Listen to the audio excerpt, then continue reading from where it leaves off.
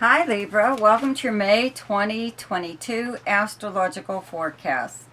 So, the month starts off with the Sun in Taurus, and where you have Taurus is your 8th house. Planet Uranus is also here, and Mercury is in retrograde motion from the 10th in Gemini, but falls all the way back into Taurus on the 22nd.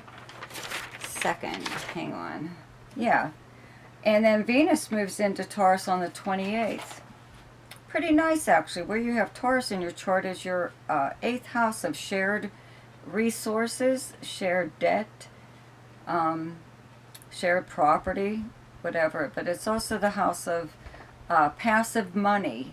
Money coming to you through means other than earning it, through a legal settlement, an insurance payout, tax refund, taxes period, bank loan or something like that, or inheritance or legacy. Now, having the planet Uranus here brings all kinds of possibilities, because this planet governs unpredictability, surprising events happening in your life. So maybe, just out of the blue, someone, you're contacted by someone to let you know that you have money coming to you for whatever reason. But it could be property or something like that. It could be a bank account that you forgot about or whatever, but it could be a pretty big deal. When the Sun is here, though, that's where your focal point is, okay, on money.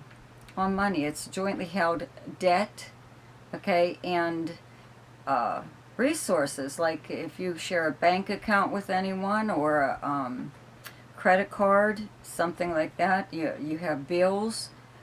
That this is being talked about right now. Even if you don't, and these are just all your own, you're still like focused on money. Okay, this, I would think, eventually Mars will move here and really energize this area. But just having the planet Uranus here along with the Sun, I believe that, I would speculate if I were you. Not a lot, not real big, okay? But I would play the lottery, especially around, there's a full moon on the 16th in Scorpio in your 2nd house of earned income. It's directly across from your 8th house. Okay, and it's a lunar eclipse at the same time. So the effects of this full moon will last longer than normal because of the eclipse, right?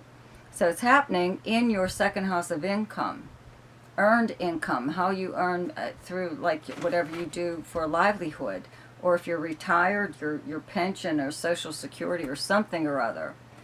Okay, so something's going on here at that time with Mercury making its way back to this area. When Mercury was here direct anyway, maybe someone did contact you about money that's owed to you, and then you never heard any more about it. And now that Mercury's back here again, even if it is in retrograde motion, you could hear finally about some kind of, money coming to you through some way or other. Okay, like I said, insurance payout, whatever. Legal settlement, because at the same time, okay, the month starts off with Mercury in Gemini in your 9th house, where you have Gemini, okay, and it turns retrograde on the 10th. The Sun doesn't move here till the 20th, but the 9th house is many things, and one of them is legal matters. Okay, it's also the house of publishing and media too. So it could even be something like that if you're involved in something creative with someone else, a partner or something like that.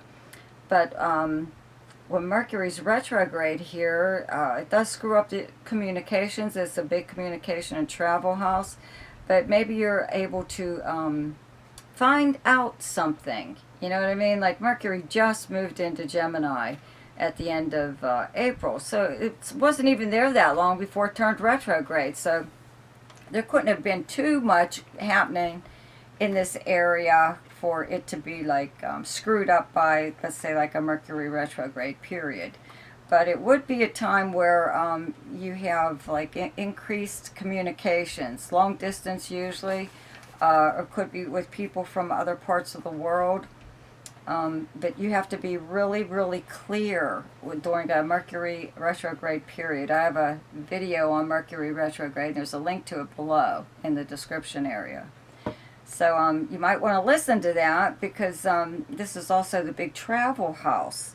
So travel plans might not, could probably fall through at this time, or they just don't go as planned. Okay, especially if you're traveling to like a foreign country, because that's what ninth house is, foreign anything, foreign people, foreign countries, foreign to you, because they come from a completely different background than you.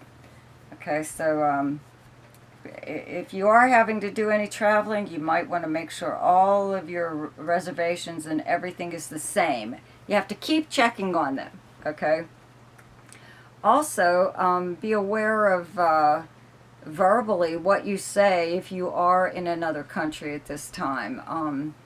And know the law in those areas. You know what I mean? It's not the same all around the world, right? And you could actually be saying or doing something that another culture finds offensive. So it's a really good idea to watch what you do or say, even like with the people around you in your everyday life, because the ninth house is also the house of philosophy and religious and spiritual beliefs, but it's your philosophy on life, your opinions, everything. So something could get a little bit misconstrued here, you know, of course, as always, right? So there's a new moon in Gemini on the 30th in the ninth house. So it's a new beginning. So this would actually be, I would think, a pretty good time to start something new, a media project, you know, something for the internet possibly. Or if you are traveling, you know, you have to just be careful, that's all. But it's a new beginning here. This is also the house of higher learning. So if you ever wanted to learn something, like even in a traditional classroom, you could do that at this time. Maybe there's an opening where there wasn't before, and now that Mercury's retrograde, something has happened that opens up a place for you in this classroom. Or you could just be learning online, even just watching videos, or having someone just show you how to do something that you always wanted to know. Could even be taking up a foreign language. Okay. So anyway, when Venus starts off this month on the 2nd in Aries, your opposite sign in Aries, okay? You have Aries on your 7th house of close relationships and partnerships, okay? It's romantic, business, close friend. You know, it's 7th house is directly across from your 1st house of Libra. And Jupiter is actually moving into this area on the 10th. Jupiter will be moving into Aries, and Mars moves into Aries on the 24th. But just having Venus here from the 2nd up to like the 28th, and then it moves into Taurus, it's creating really nice relationships with the people, your close relationships in your life. Okay, so this is romantic, friendship, or even business. Okay. Having Jupiter here, when Jupiter moves here, a lot of times, this is when people get married. You know, having Jupiter in your 7th house brings possibilities for new partners even to come into your life. You'll have like possibly a selection to choose from. Okay. And this could be, again, it doesn't have to be romantic, it could be business. And marriage could mean a marriage of a business together, you and someone else. So it doesn't always have to be romantic, but a lot of times it is. Okay, this is also the house of competitors and open enemies. With Venus here right now, they're being real sweet to you, to your face anyway. When Jupiter moves here, the same thing. You know, they may come with some kind of olive branch, you know, wanting to, I don't know, maybe do business with you. Maybe at one time you did deal with this person, and they're trying to, you know, I don't know, renew the friendship or something. But, you know, you have to keep in mind that Mars moves into this area on the 24th, And that's when people get kind of aggressive towards you. When Mars is in your opposite sign, people come at you a little bit more strongly than they normally would, okay? I always say people come out of the woodwork just to push your buttons, too, okay? People just like an open enemy. The 7th house is open enemies, meaning everybody knows that you don't get along with this person and vice versa. So it's not like a big secret. But at this time, it seems that's when they start to act up. You know, they're trying to get you to do or say something to make you look bad, not necessarily them. You know what I mean?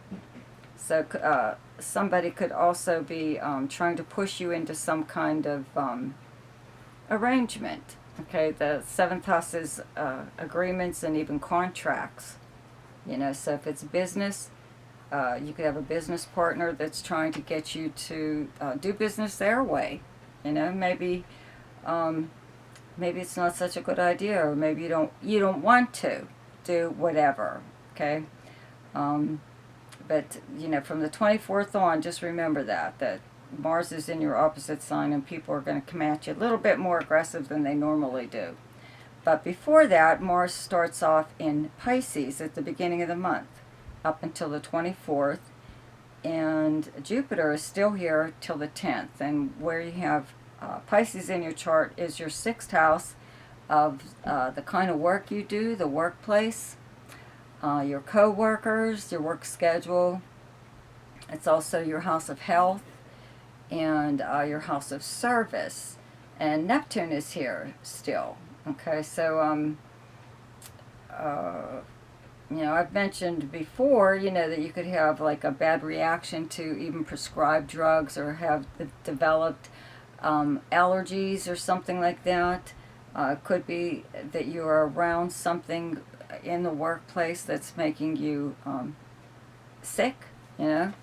But it's hard to pinpoint what that is. Now, since Jupiter has been here, maybe your health has been a lot better, or you actually did go to a doctor to find some kind of solution to some kind of ailment.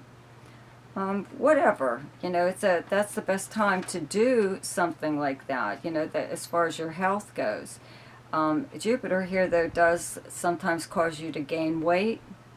When it's here, you just eat a little bit more than you normally would. Having Mars here, though, does make you physically active.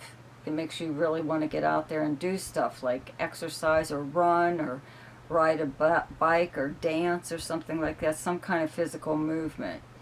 So, you know, if you were concerned at all, let's say, about your health, this is probably a good time to do, you know, get checked out or something. Anything, you know, at least make an appointment. Sometimes it takes a very long time to get an appointment, though. Months. So you might want to do that now. Okay, so let me see here. I think that's it. Okay, so the best time, excuse me, to do something each month is when the moon is in your own sign, and the moon is in Libra on the 12th and 13th. And the best time to lay low, hang on a second.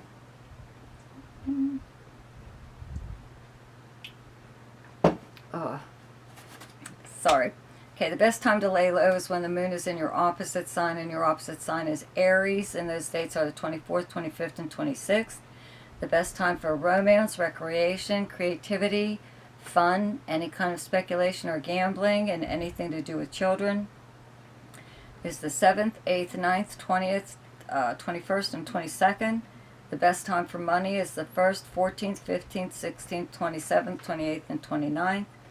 The best time for your career is the 4th, 5th, and 6th. And the best time for communication and travel is the 2nd, 3rd, 4th, 16th, 17th, 18th, 29th, 30th, and 31st. So be sure to check out my weekly forecasts. If you're new to my channel and you like this video, please comment and subscribe and click on that little notification bell, and you'll be notified each time I upload something. Also check out the links in the description box below. So I will see you next week. Goodbye.